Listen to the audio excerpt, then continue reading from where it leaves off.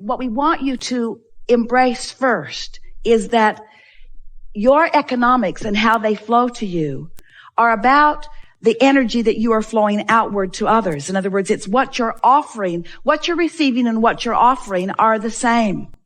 They are vibrationally equivalent.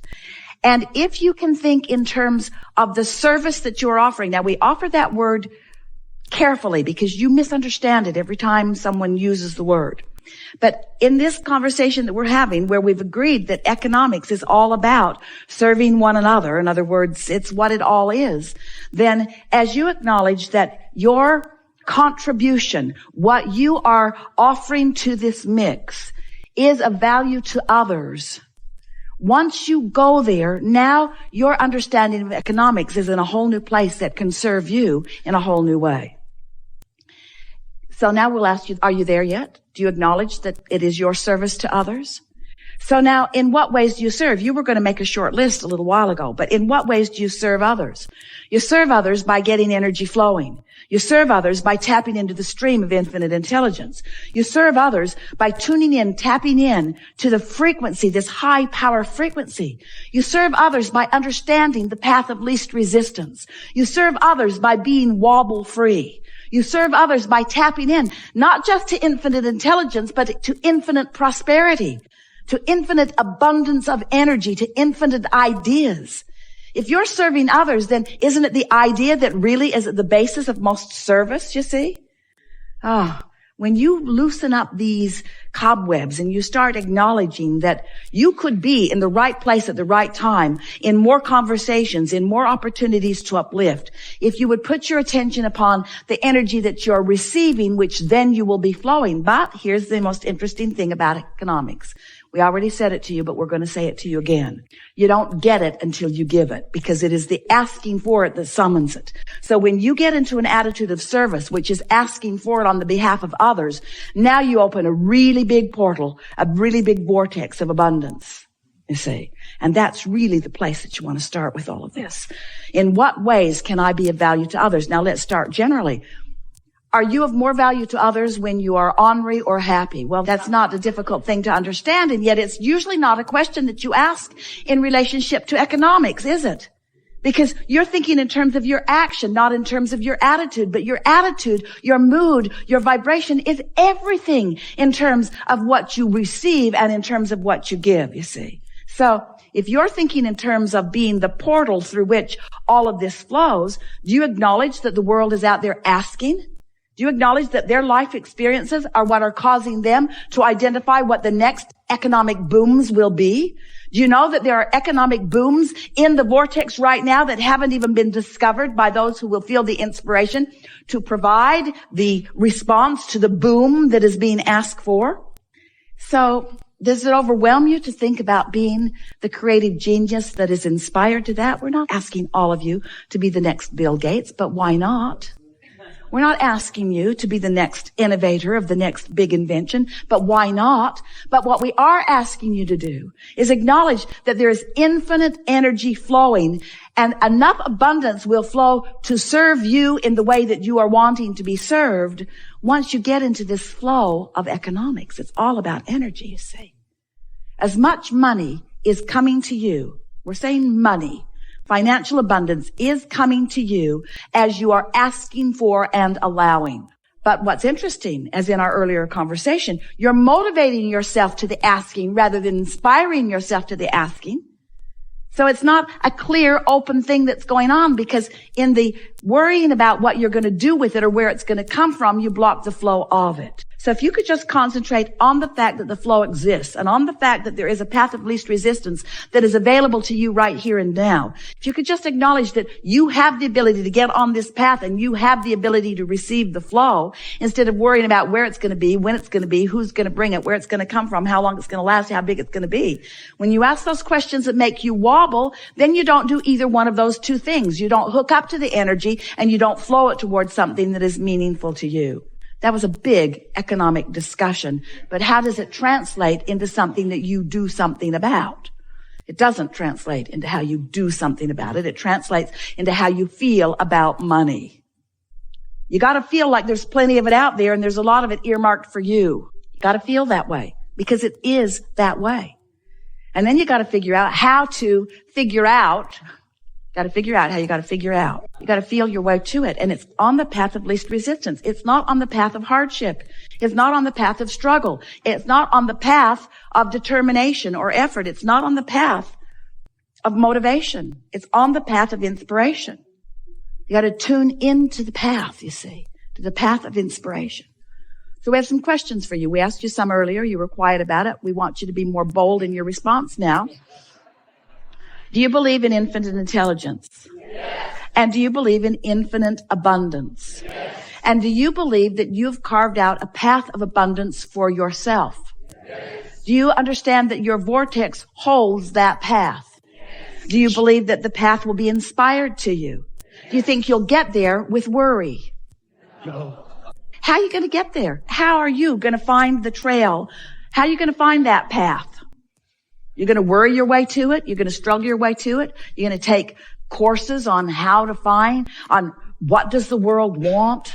Yeah, this graduating class needs to be really good at this because someone has prophesied that there's going to be a lot of that wanted later. Do you want to do that? No. Do you want to do that? No. Well, you better want to do that because that's where all the money's going to be later. So you better figure out how to get good at doing something that you don't want to do because that's where the economy is going.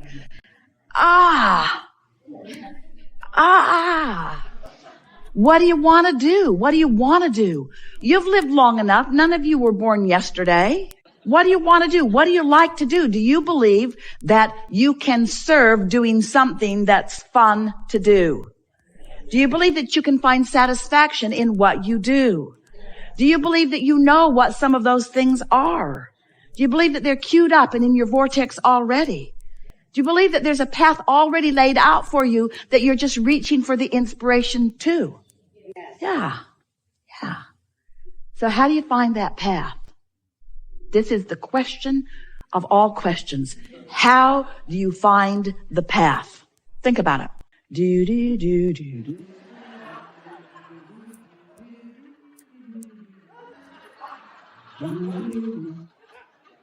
How do you find the path? Do, do, do, do.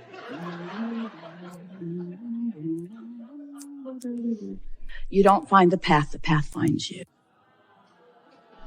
It's an inspired path. It's not a motivated path. The path will find you. But you got to stay in that general place. You got to be in that place. You've got to highlight within you what matters to you. I like freedom and I like fun and I like inspiration. I like great ideas and I like being of value. And I like sniffing out the trail and I like following the trail and I like where the trail leads. The path will find you. You've just got to do the wobble-free work, you see. The path will find you. There was somebody at the Cancun retreat that said that a brother-in-law that he didn't know existed gave him an enormous amount of money. It just appeared in the universe, something that he had not expected at all. Well, it's like that. It's just like that. Curious if there's like an advanced level. Yeah. You all have huge inheritances. You do. Huge inheritances. But you got to put yourself in the place of receiving the inheritance. Sometimes the inheritance comes in the form of money deposited right to your account. And you all think, yeah, that's the method I choose. But sometimes it comes in the form of an idea. Sometimes it comes in the form of a collective experience with others. And depending upon who you are and what you want, it will satisfy all of those things. You think that you would like a big pile of money to descend on you. And for a while it would be fun because you would do the things that you haven't been doing that you feel that you need the money in order to do. But it would not be a long-lasting, satisfying experience because it's not the clump of money that you're reaching for. It's the flow of money. It's not the destination that you're reaching for. It's the reason to go on the journey. And so when we said the path will find you, the path has already found you. It's just an eternally unfolding path. It will continue to surprise and delight you, you see. You just got to decide that you want to feel good and that you want to have fun and what matters to you is this. Esther will say it. What matters to me, Esther says every day, what matters to me is clarity. Because that means alignment. And then she'll say, and fun. Because clarity is fun. Clarity is fun. That's what matters. Fun and clarity. That's all I need. Just fun and clarity. That's all I need. And friends. Just fun and clarity and friends. That's all I need. Fun and clarity and friends. Friends to have fun with and friends to experience clarity with. That's all I need is just fun and clarity and friends and places to go with my friends. Fun and clarity and friends and places to go with my friends. Fun and clarity and friends and places to go with my friends. And really good food. Fun and clarity and friends and places to go with my friends where there's really good food. That's all I need. And on and on and on and on it, on and on and on and on it goes.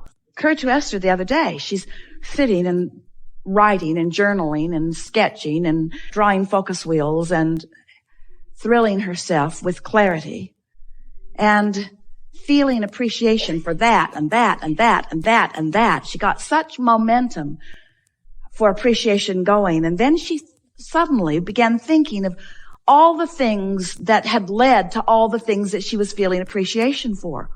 And the list just went on and on. She was sort of feeling the background of all of it and realizing that all of that is now in her background was in the foreground for someone at some time. It was someone's leading edge. Now it's the background for her. Now it's the basis for her where she stands in her leading edge. But everyone has always been looking forward, it occurred to her. They've all been looking forward, and everything that has been before is all pointed toward where I am now. And suddenly she felt herself at the pinnacle, at the point, at the receiving end of this huge funnel of well-being. Everything that had ever happened before, it felt like it all had happened for the benefit of her standing right here, right now. All of it. Everything everyone had ever thought, everything that everyone had ever wanted, every road that had ever been built, every FedEx truck that would ever gotten on the road to bring her something that she just ordered from Amazon yesterday. In other words, everything in all of the universe felt as if it existed for this moment in time, for this leading edge beingness, for this culmination of who she is right here, right now. And you know what? She's right.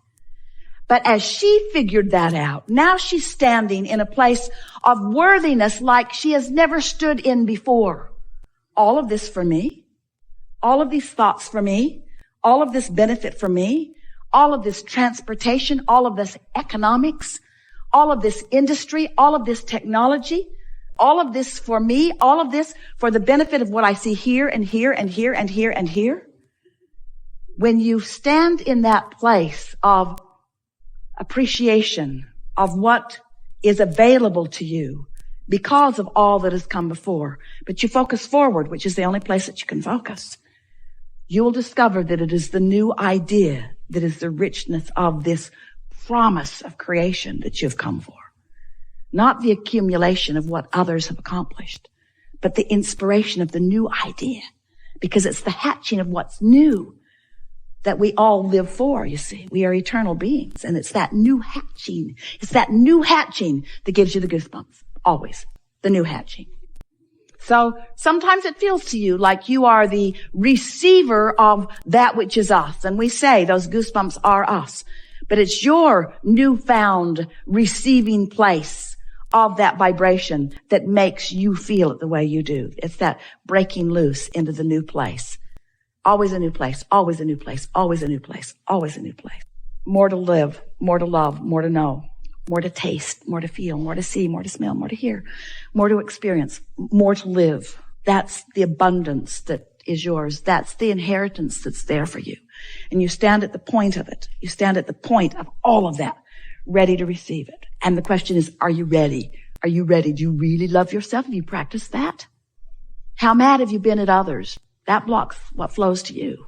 How allowing are you of others? Because that opens what flows to you. How much do you love life? Because that's what opens to you.